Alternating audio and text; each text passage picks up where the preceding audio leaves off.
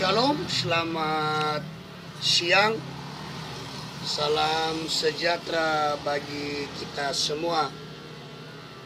Pada siang ini saya akan mau membahas kenapa saya atau orang Kristen tidak mengakui Muhammad itu sebagai nabi,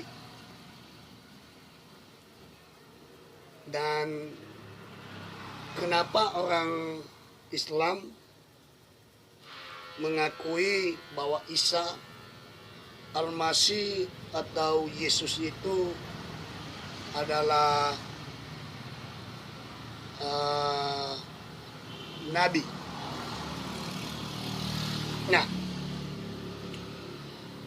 kenapa saya buat video ini? Karena ada seorang sahabat saya yang bertanya kepada saya dengan pertanyaan yang di atas, yaitu sahabat saya Nandar. Mungkin dia juga salah satu ustadz, tetapi saya menjawab tentang pertanyaannya, atau saya menjelaskan kenapa saya tidak mengakui Muhammad itu adalah nabi seperti yang diakui sahabat-sahabat saya Muslim. Nah, di dalam Alkitab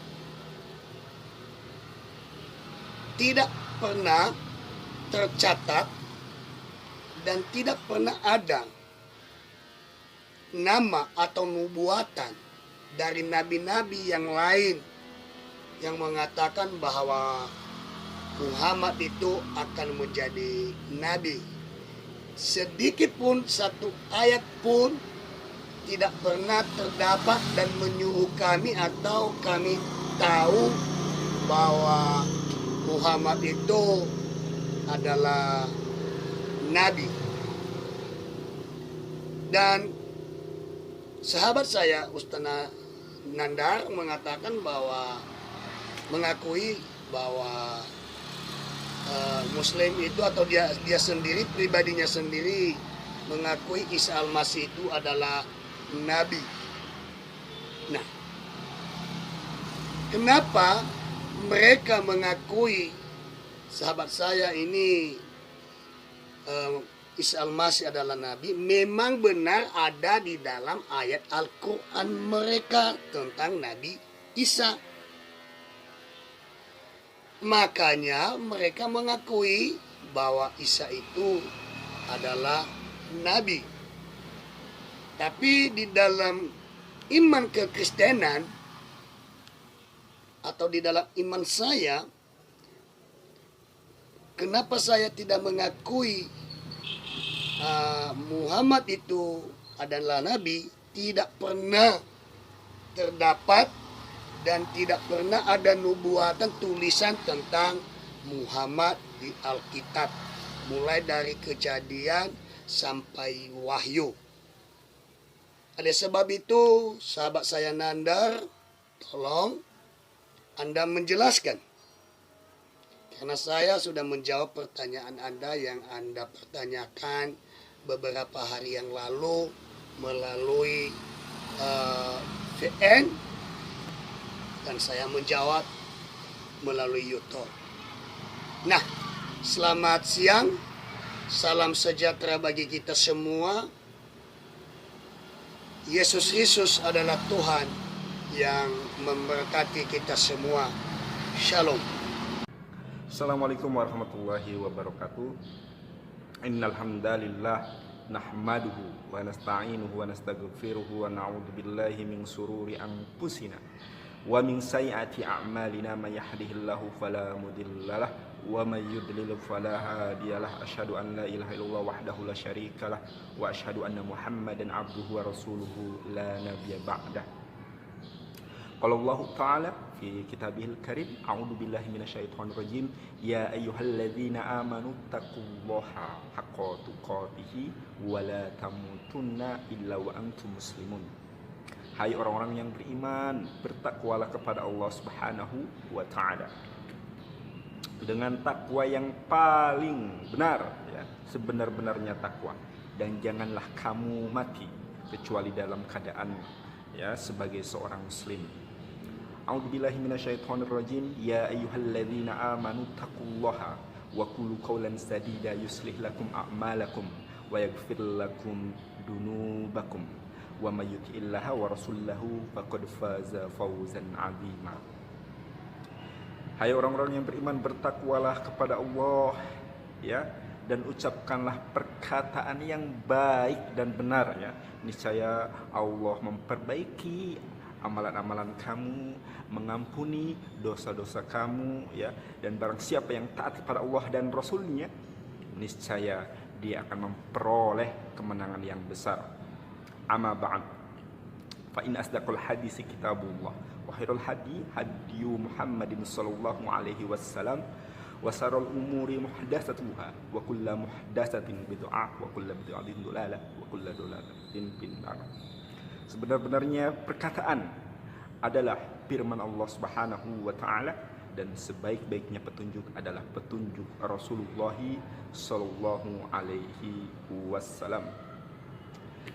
Alhamdulillah, pada kesempatan video kali ini saya akan menjawab atas pernyataan dari sahabat temanku Pendeta Toroski yang menyatakan bahwa Nabi Muhammad SAW tidak termaktub di dalam Alkitab, bahkan dari kitab Kejadian sampai dengan kitab Wahyu tidak ada satupun ayat, pasal, kitab yang menyatakan nama Nabi Muhammad SAW. Namun, betulkah demikian? Inilah yang akan kita bahas. Namun sebelumnya saya ucapkan terima kasih, ya, kepada Pendeta Toroski yang telah meluangkan waktu untuk membuat pernyataan tersebut.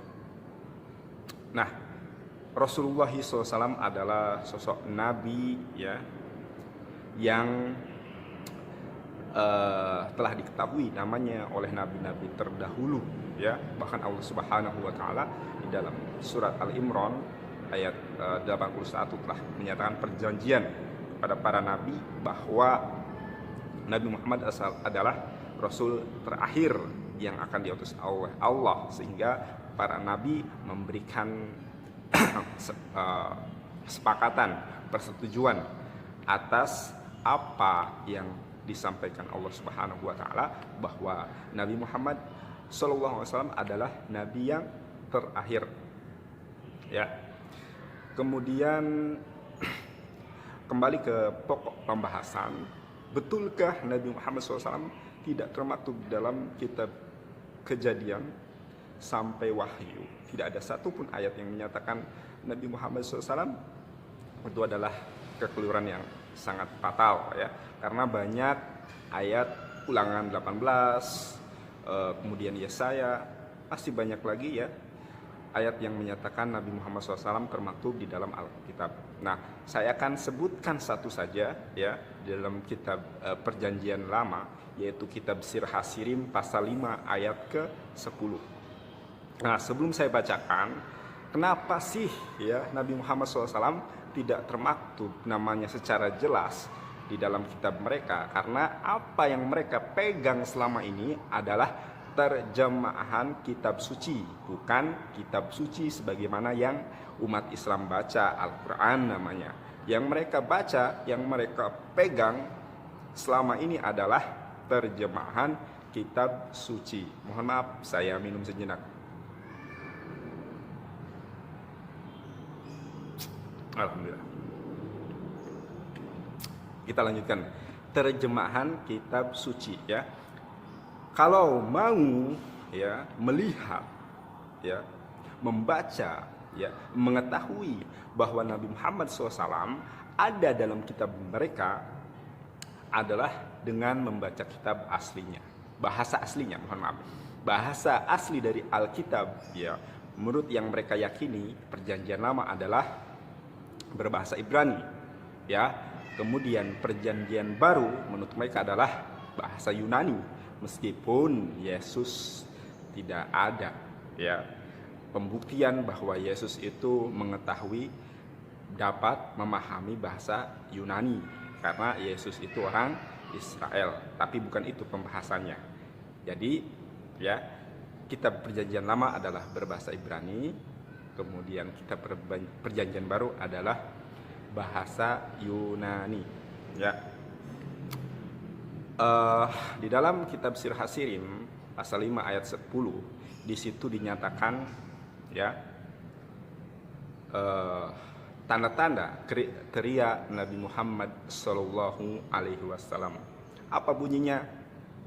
Dodi cahwe adum dagul merofafa, ya, kulitnya putih bersih kemerah-merahan, mencolok di antara selaksa orang, ya, 10.000 orang. Saya katakan, siapa di dunia ini, ya, di dalam sejarah kitab Perjanjian Lama sampai Perjanjian Baru yang memiliki kriteria wajahnya putih bersih kemerah-merahan mencolok di antara 10.000 orang kecuali Nabi Muhammad SAW. Tidak ada yang mampu menggenapi ini semua selain Nabi Muhammad SAW. Anda bisa cari dari kitab di dalam sejarah peradaban dunia, ya, tidak ada satupun kriteria wajahnya putih kemerah-merahan kecuali Nabi Muhammad Sallallahu Alaihi Wasallam. Umat Islam mengenal ini di dalam peristiwa Fathul Mekah, ya, pembukaan kota Mekah, di mana orang-orang Mekah, ya, beriman kepada Nabi Muhammad Sallallahu Alaihi Wasallam tanpa ada sedikit pun darah yang tertumpah. Dan Rasulullah SAW pada saat itu membawa 10.000 orang. Ya, ada yang mengatakan ketika saya menyampaikan ayat ini, lah, kamu mah cocokologi semata. Tidak seperti itu, ya. Kita bisa mengidentifikasi atas Sirah Hasirim pasal 5 ayat ke-10 ini dengan, ya, membaca kitab Sirah Hasirim pasal 5 ayat ke-16, ya.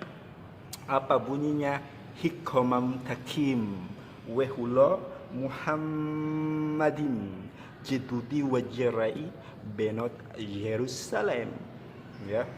Apa artinya? Betapa manis tutur katanya, menarik, ya. Dialah Muhammad, ya. Namun kalau kita membaca terjemahannya bukan Muhammad di situ. Padahal ayatnya jelas, hikomam takim wahula Muhammadim. Muhammad, ya, jelas, tapi diartikan bukan Muhammad, ya. Tutur katanya manis, ya, menarik. Mereka artikan sebagai menarik, ya. Dialah temanku, dialah kekasihku, wahai benot Yerusalem, wahai putri-putri Yerusalem. Masya Allah, di dalam ayat ke-10-nya dinyatakan kriteria, dan ayat ke-16-nya secara gamblang diidentifikasi bahwa orang yang mencolok di antara 10.000 orang, putih merah kebersihan, kulitnya putih merah, ya, agak kemerah-merahan, adalah Nabi Muhammad Sallallahu Alaihi Wasallam. Itu di dalam kitab Perjanjian Lama, di dalam kitab Sirah Hasirim, ya. Lalu di dalam kitab Perjanjian Baru ada juga, ya, nubuatan Yesus tentang Nabi Muhammad Sallallahu Alaihi Wasallam. Apa itu? Sebelum saya membacakan ayatnya, mohon maaf, saya minum terlebih dahulu. Bismillah. Nah, alhamdulillah. Sampai mana tadi? Ya, di dalam kitab Perjanjian Baru, ya, di dalam kitab Perjanjian Baru terdapat juga nubuatan Yesus tentang akan datangnya Nabi Muhammad Sallallahu Alaihi Wasallam. Sebelum saya membacakan ayatnya, terlebih dahulu saya sampaikan firman Tuhan di dalam surat As-Saff ayat ke-6. A'udzubillahi minasyaitonirrajim. Wa idz qala Isa ibnu Maryam ya bani Israila inni rasulullahi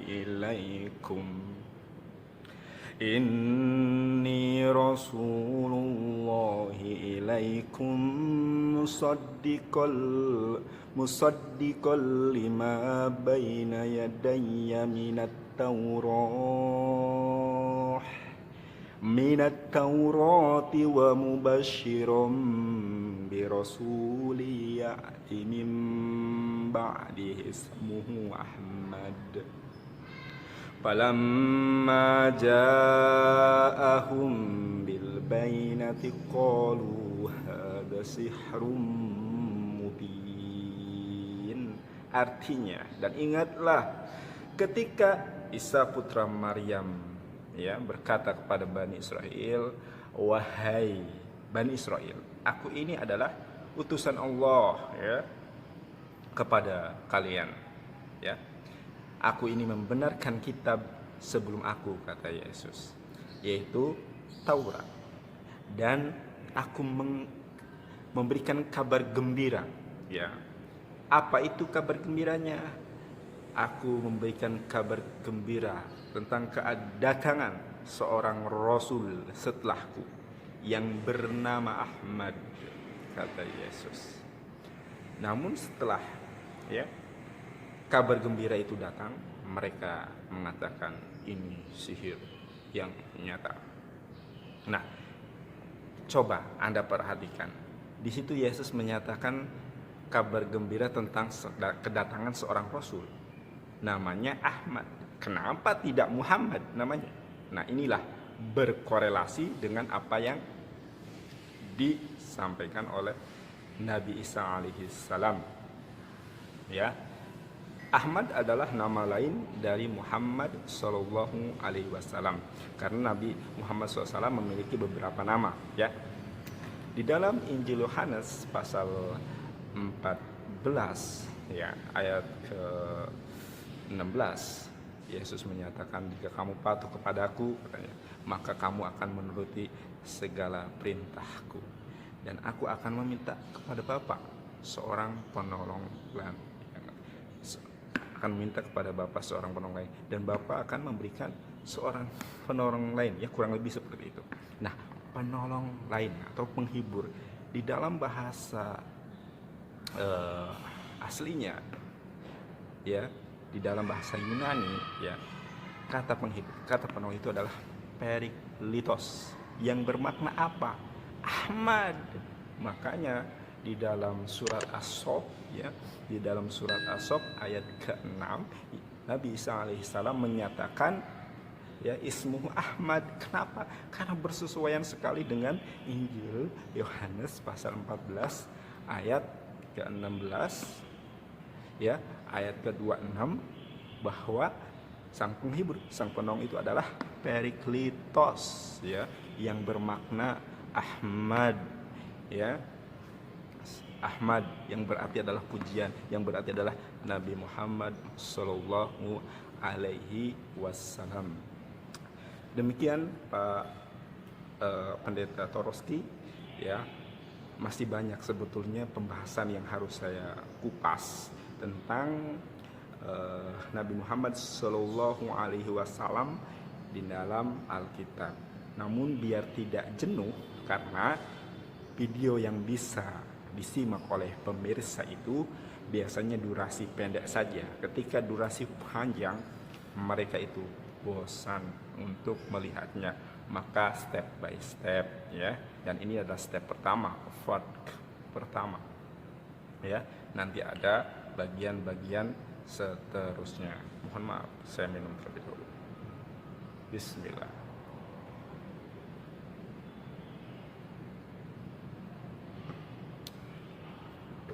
Demikian firman Tuhan katakan, mengapa saya menggeluti di bidang ini? Karena Allah Subhanahu wa taala menyatakan, ya, kuntum khaira ummatin ukhrijat linnasi ta'muruna bil ma'ruf wa tanhauna 'anil munkar wa tu'minuna billah. Ya. Tuhan katakan umat Islam itu adalah umat yang terbaik yang pernah dilahirkan untuk manusia. Apa tujuannya? Apa tugasnya? Yaitu menyuruh manusia untuk berbuat ma'ruf dan melarang manusia untuk berbuat mungkar, berbuat segala keburukan. Wa tu'minuna billah, maka berimanlah kepada Allah, ya. Demikian, ya, apa yang bisa saya sampaikan. Kurang lebihnya mohon maaf yang sebesar-besarnya. Adapun kebenaran di dalam apa yang saya sampaikan itu adalah semata-mata dari Allah Subhanahu wa taala. Namun jika ada kesalahan di dalam penyampaian ini, murni atas kekhilafan, atas kesalahan saya pribadi. Wallahu a'lam bishawab. Kita tutup, ya. Sebelum saya tutup, saya ucapkan terima kasih pada Pak Pendeta Toroski. Ini video sanggahan atau jawaban atas pernyataan Bapak.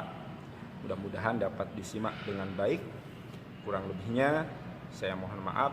Kita tutup dengan doa kafaratul majlis. Subhanakallahumma wa bihamdika asyhadu an la ilaha illa anta astaghfiruka wa atubu ilaik. Wassalamualaikum warahmatullahi wabarakatuh.